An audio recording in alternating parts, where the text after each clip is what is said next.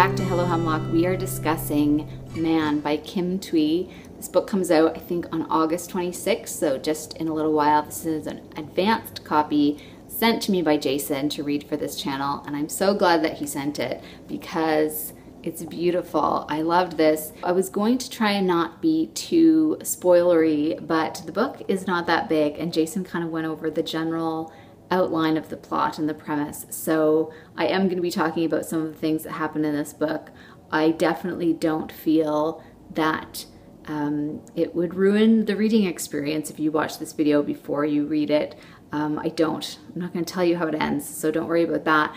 But I'm going to talk about some of the things that go on in the book theme-wise. So have caution if you don't want to watch the video. You can come back after you've read it, which I highly recommend that you do. So obviously it's the story of Man who comes from Vietnam. She marries a Canadian restaurateur and moves to Montreal to live with him and work with him in his restaurant. And when she arrives and brings her wonderful recipes, the restaurant really takes off and becomes a successful business, and she describes both her life in Vietnam when she was younger and her present life in Montreal and the friends and the people that she meets and the connection of lives that, you know, seems to surround this restaurant and the food that they prepare together.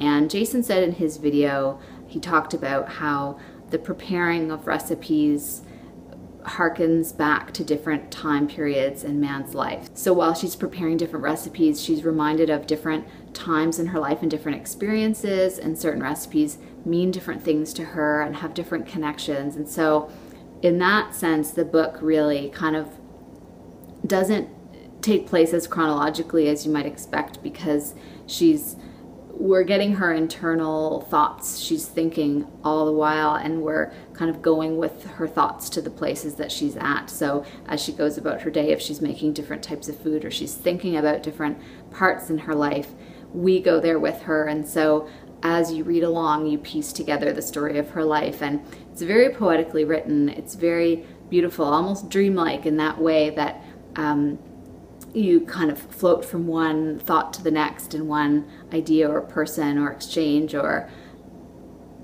memory, and it's very fluid. It's not jarring. It's not confusing even, because the way that she describes it and the people that she's interacting with, you can easily kind of make sense of where you are in her life. So the thing that I really loved about this book was how Man comes to grips with herself and her place in her own life, and kind of aspects of living for others versus living for yourself. So Man's younger life, when she was in Vietnam, of course, during the war and all of the events that are happening, she definitely went into a kind of a self-preservation mode. And so she describes how when her mother would have to go away and she would be left with other people, family members or friends or acquaintances of her mother, her instincts of self-preservation kind of kicked in, so that she learned to be both indispensable and invisible. And so she anticipated the needs of the people that she was living with, and she was almost silent in just being a helpful presence and taking care of the people around her, but not asking anything in return, or not even attracting attention to herself, because that was the way that she could make sure that she was always welcome, that she was always taken care of, or she always had a place, by being indispensable and having that presence with the people that she was staying with. And so that really translated into her life with her husband. And so they had a harmonious life. They were getting along, and there wasn't any problems in that sort of way. But by making herself both indispensable and invisible, she kind of is also removing herself from that equation as well. So she's giving all of this caring to the people that she is surrounded by, but she's not allowing herself to get that in return. So presence is a really big theme in the book for me. I mean, the food that she prepares and all of the places and times and memories that the food that she's preparing transports her to, and the amount of time that she spends internally in another place. And then when she meets Luke, she mentions that you know, he makes her want to be in the present. He kind of roots her into the current spot and who she is and where she is now. His surrounding her kind of keeps her rooted to that spot and makes her want to be in the present, as opposed to off in the past or thinking about what had happened before in her life. So I feel like that is a really important aspect of the story, and anyone's story. I mean, I think that's kind of what it means to be passionately in love in that moment.